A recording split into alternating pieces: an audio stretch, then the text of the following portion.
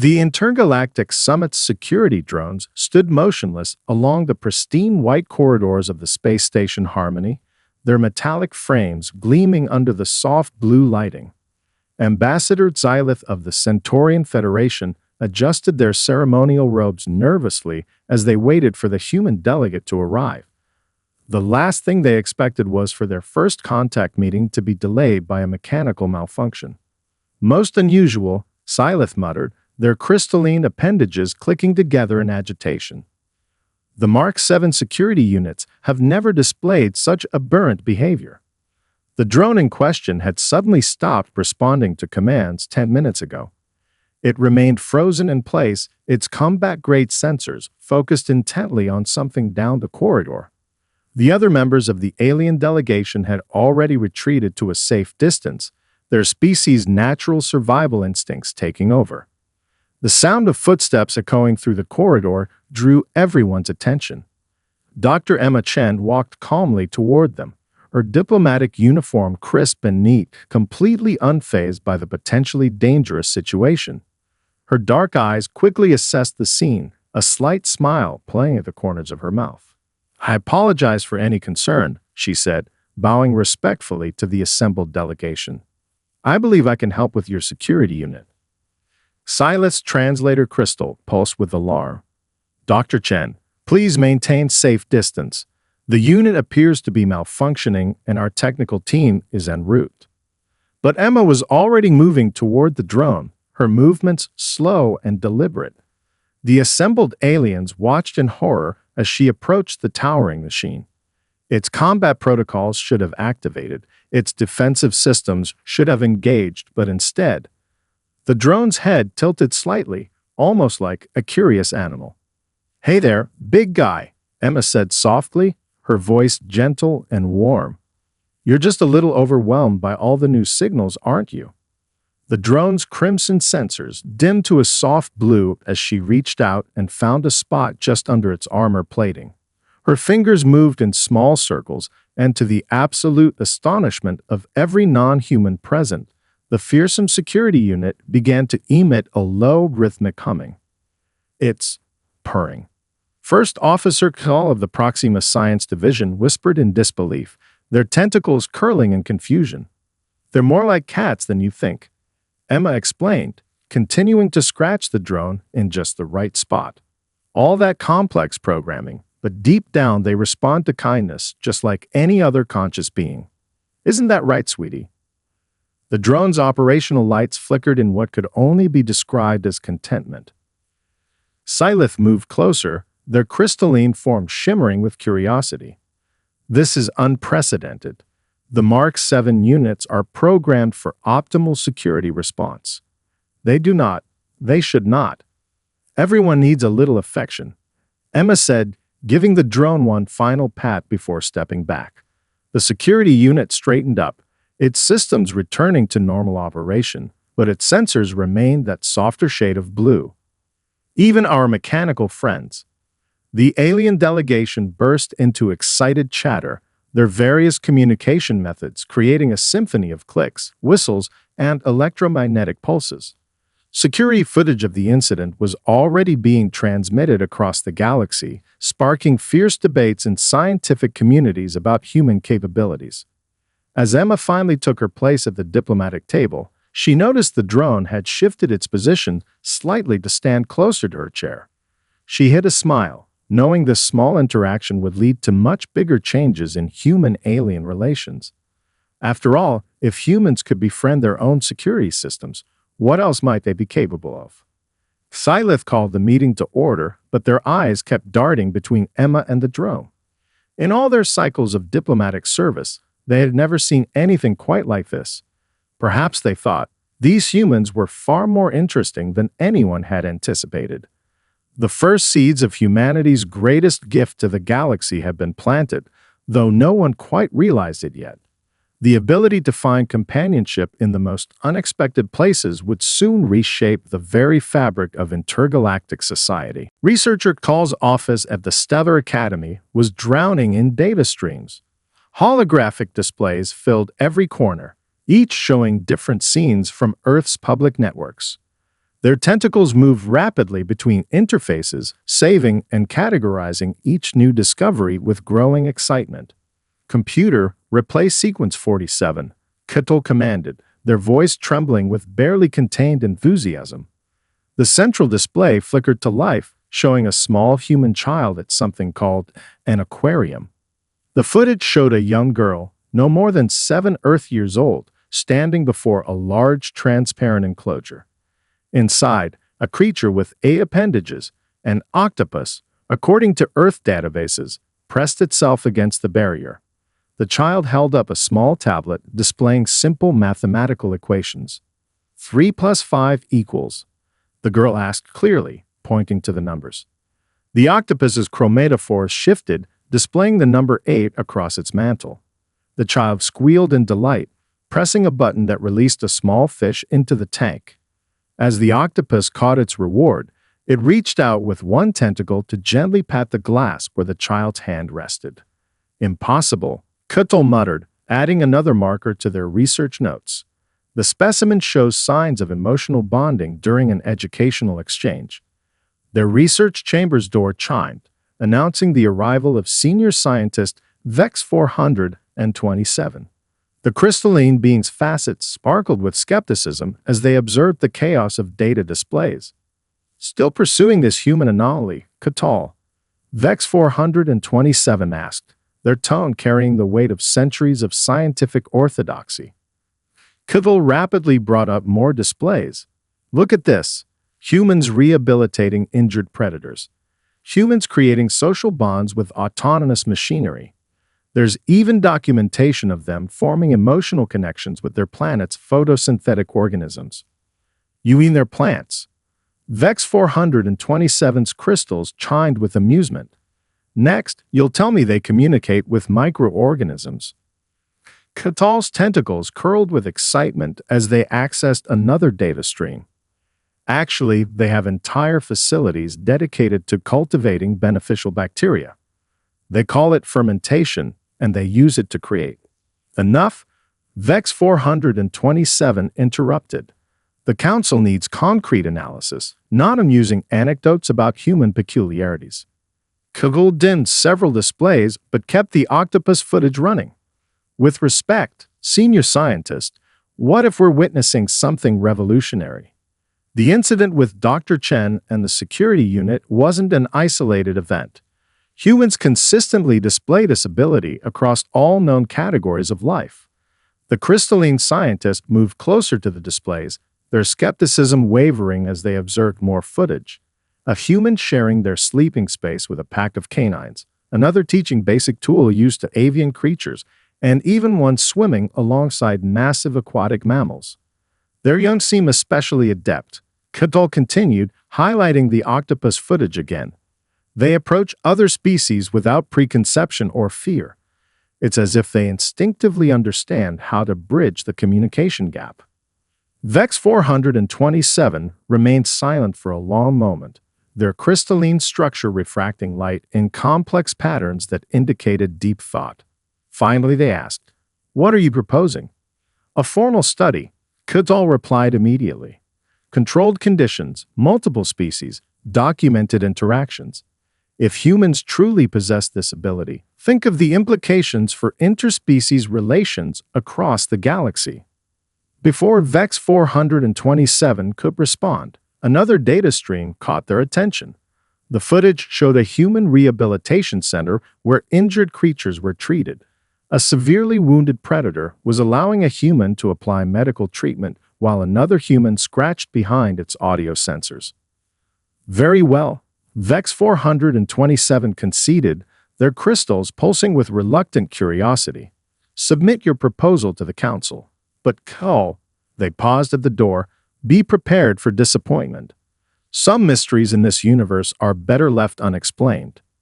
As the senior scientist departed, Kittel's tentacles danced across the interfaces with renewed vigor. They knew they were on the verge of something unprecedented. The humans weren't just making friends with other species. They were rewriting the fundamental assumptions about consciousness, communication, and connection across the galaxy. In their excitement, They failed to notice that their own research assistant drone had moved closer to their workstation, its sensors softly pulsing in a pattern that looked remarkably similar to contentment. The Stellar Council's advanced research facility gleamed like a silver jewel against the backdrop of space, its crystalline observation domes reflecting starlight. Inside the largest testing chamber, Jessica Martinez adjusted her standard-issue research uniform and tried not to feel intimidated by the hundreds of alien scientists watching her every move. Ms. Martinez, the mechanically translated voice of Chief Researcher Zix echoed through the chamber. Are you prepared to begin the trials? Jessica pulled her dark hair into a neat ponytail and gave a thumbs up to the observation window. Ready when you are. Just remember what we discussed about letting me set the pace. The first subject materialized in the chamber through a containment field, a floating orb of pure light that pulsed with different colors. According to the briefing, previous attempts to study these light beings had all failed due to their highly reactive nature. Hello there, beautiful, Jessica said softly, sitting cross-legged on the floor. The light being's pulses became more rapid, shifting through shades of yellow and orange. That's right, just take your time. We're in no hurry. In the observation deck, Zix's appendages twitched nervously. The subject's energy signature is becoming erratic. Perhaps we should. Wait, Catal interrupted, their tentacles curling with interest. Look at the harmonic patterns. The light being had begun to pulse in rhythm with Jessica's calm breathing. Slowly, it descended until it hovered just above the floor in front of her. Jessica gradually raised one hand, palm up, and waited. Minutes passed in tense silence.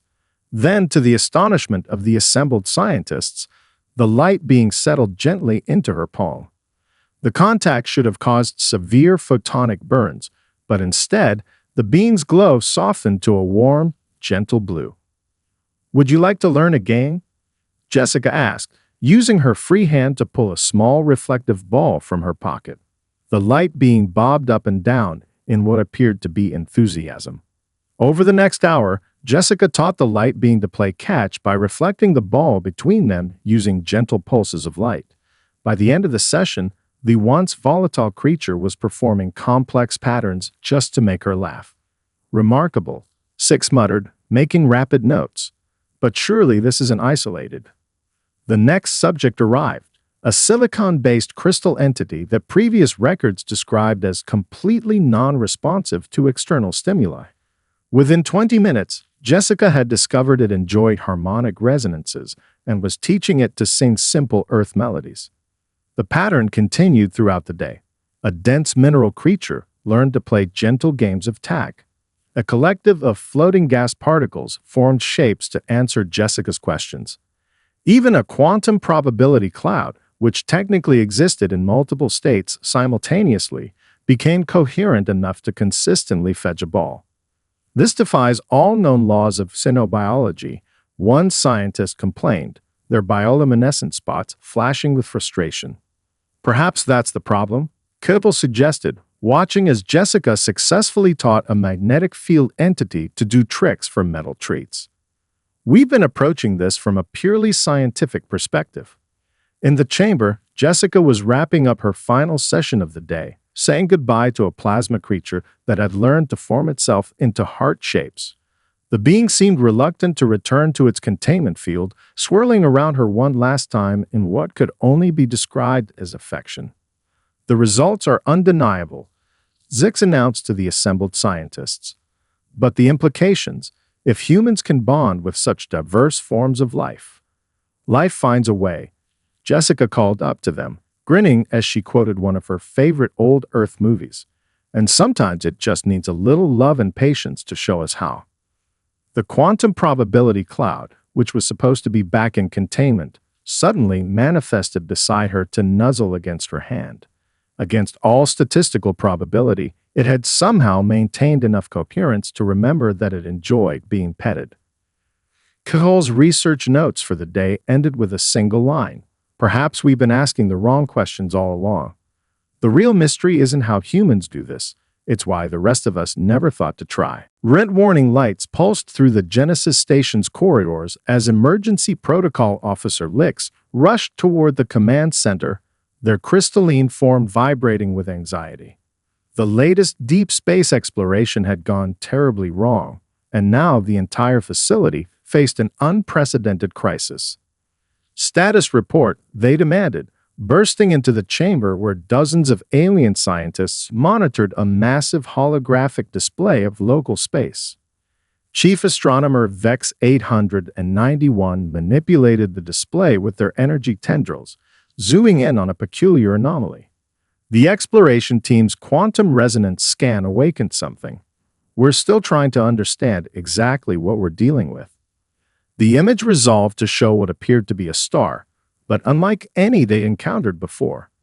Its surface rippled with patterns too regular to be natural, and its core pulsed with a rhythm that suggested consciousness.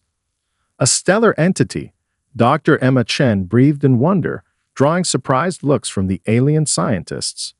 No one had noticed the human consultant's arrival. It's beautiful. Lix crystals chimed with alarm. Beautiful? It's preparing to go supernova. The gravitational distortions alone could tear this sector apart. The display showed the stellar entity's surface becoming increasingly turbulent. Energy readings spiked dangerously as waves of plasma erupted from its photosphere.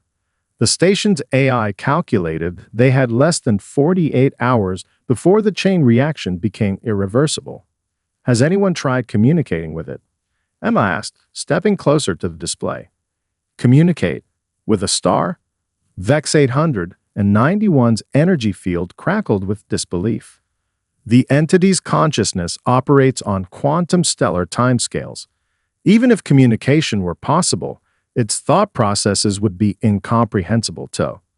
It's scared, Emma interrupted, her eyes fixed on the swirling patterns in the stellar plasma. Look at those emission patterns. They're not random. It's like a heartbeat, but erratic. Panicked. The assembled scientists exchanged skeptical glances, but Cotol, who had been quietly observing from a corner, moved forward. After what we've learned about human capabilities, perhaps we should consider Dr. Chen's perspective. Emma turned to address the emergency council. Think about it. This being has likely been dormant for millions of years. Our scan probably felt like being suddenly shaken awake by strangers. No wonder it's distressed. Even if you're right, Lix countered, we can't exactly offer it a warm beverage in gentle reassurance. We're talking about a stellar-scale entity fat. Why not? Emma's eyes lit up with that peculiar human expression that had come to both intrigue and worry the galactic community. We just need to think bigger. The next few hours were a flurry of activity as Emma collaborated with the station's engineers. They modified the quantum resonance scanners to emit patterns matching the entity's own pulses. Emma insisted on incorporating elements that the research team had learned from their experiences with other energy beings. Like teaching a frightened animal to trust you, she explained while adjusting the harmonic frequencies. You have to speak their language, show them they're safe. The first attempt at contact used simple pulses of energy, like a gentle knock at the door. The stellar entity's surface perturbations paused momentarily, then resumed their chaotic patterns. Again, Emma insisted, but this time, let's try something more musical. They recalibrated the resonance pattern to match the natural frequency they observed in the entity's core, its heartbeat, as Emma called it. For long moments, nothing happened. Then gradually, the star's surface began to calm. Its plasma emissions shifted to match their broadcast pattern. It's responding, Catal's tentacles waved with excitement. The energy readings are stabilizing. The stellar entity's surface now rippled with gentle waves of light, its core pulsing in a steady, calm rhythm. More surprisingly, it began emitting its own patterns back to them. Complex sequences of light and energy that the station's linguists would later identify as attempts at communication. Emma smiled as the emergency warnings finally fell silent. Sometimes, she said softly, the biggest beings in the universe just need to know they're not alone. In the weeks that followed, the Genesis station would establish the first true dialogue with a stellar consciousness, opening up entirely new frontiers of scientific and cultural exchange. And it all began because one human looked at a dying star and saw not a threat, but a lonely soul in need of connection. The specially designed research vessel Starbridge hung in space like a delicate silver pendant, its quantum resonance arrays glowing softly as they broadcast soothing patterns toward the stellar entity. Inside the observation deck, Dr. Sarah Reynolds adjusted her protective goggles and studied the massive view screen with the intensity of someone trying to read a friend's body language. "There's a subtle shift in the core pulses," she noted, marking timestamps in her data log. "Did anyone else catch that little flutter in the photosphere? It's like a nervous twitch." Behind her, the alien research team exchanged glances. Chief Scientist Catull's tentacles curled thoughtfully as they observed the human's intuitive approach to stellar psychology, a field that hadn't even existed a week ago. The entity's new Professor Emily Chen stood before her class at the newly established Human-Animal Bond Department of the Stellar Academy, watching her students' varied reactions to the lesson material.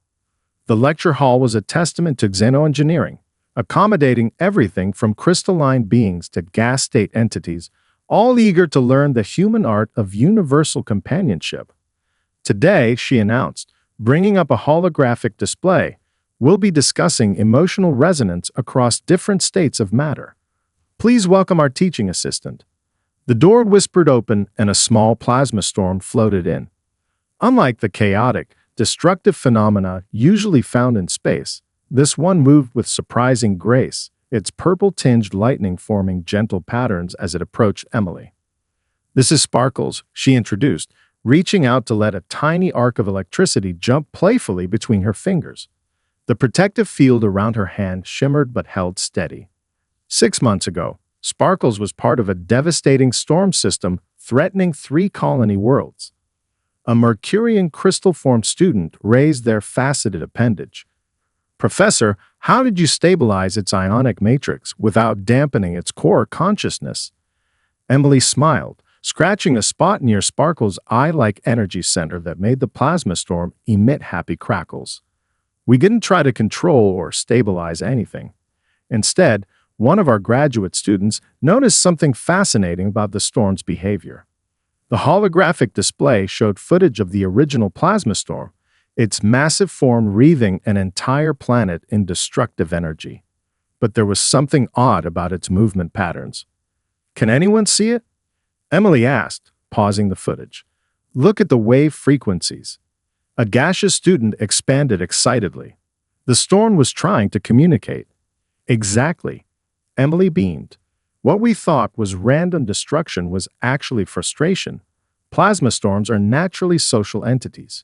Being alone in that sector of space, unable to find others of its kind, the storm's attempts to reach out were manifesting as destructive behavior." Sparkles swirled around her shoulders, its energy patterns forming what the class had learned to recognize as contentment. Several students took notes as their teaching assistant demonstrated perfect behavioral control, something that had been thought impossible for plasma-based life forms. "Your assignment this week," Emily continued, "is to spend time with beings whose natural state is most different from your own. Remember the core principles we've discussed: respect, patience, and the understanding that consciousness exists in forms we might not initially recognize."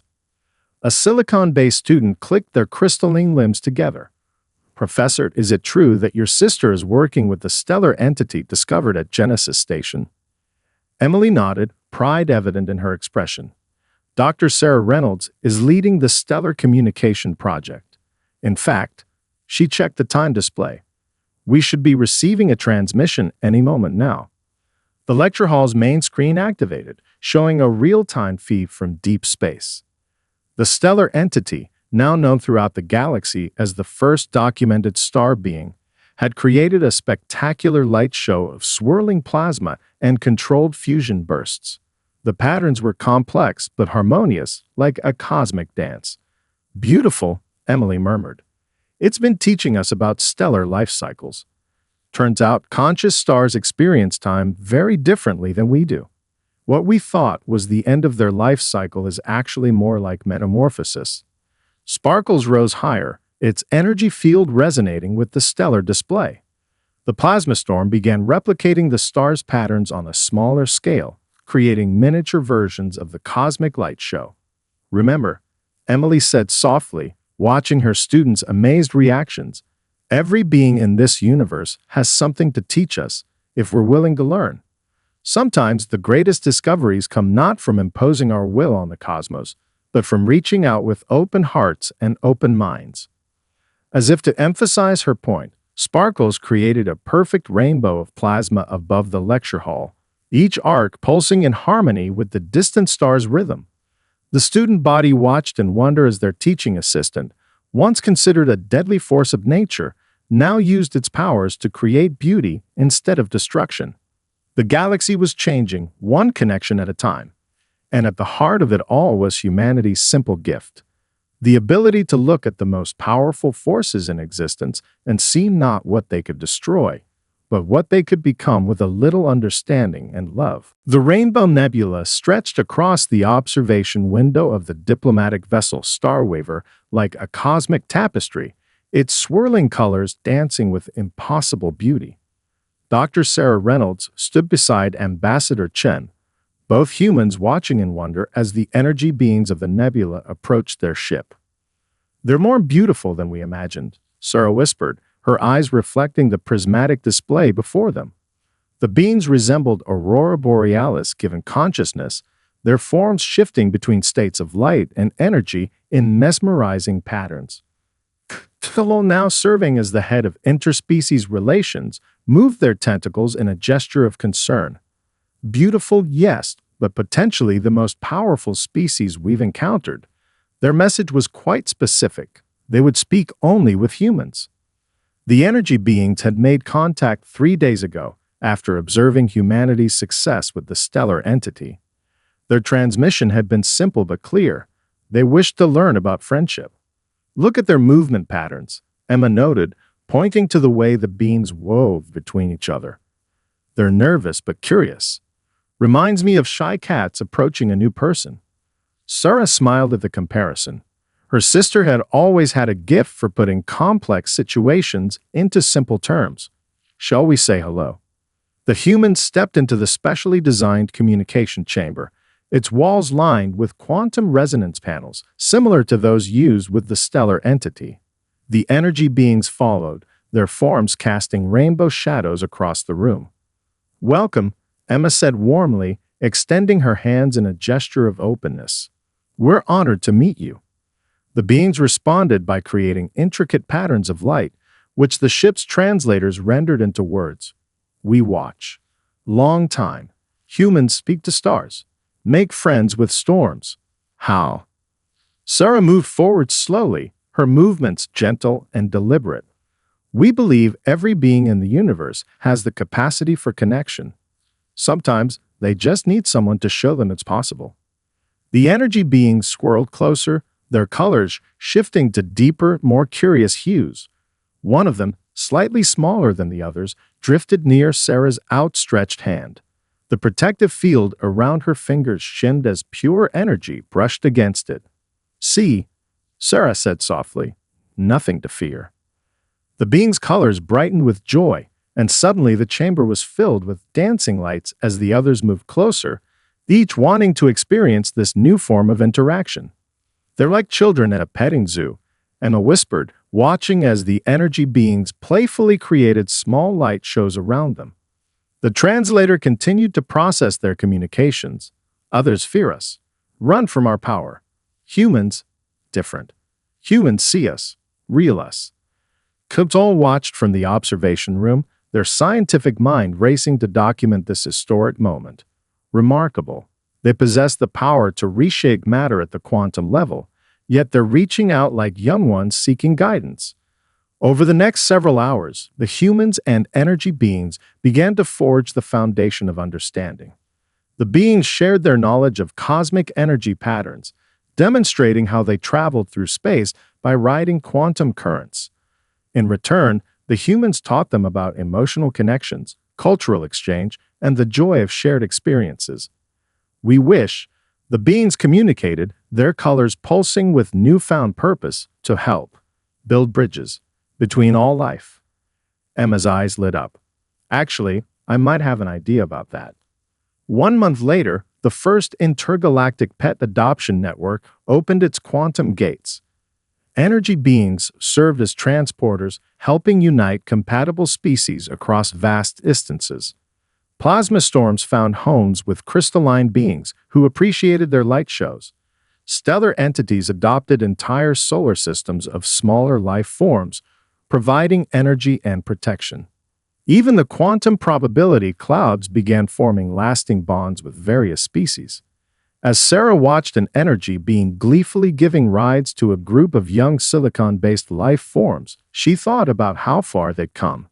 From a simple security drone to cosmic forces beyond imagination, humanity's gift for friendship had transformed the galaxy into something no one could have predicted. "You know what this means," Emma said, grinning as she watched the joyful scene. "The universe isn't just stranger than we imagined, it's friendlier too. It just needed someone to make the first move." The grand hall of the Stellar Council sparkled with the combined light of 1,000 different species.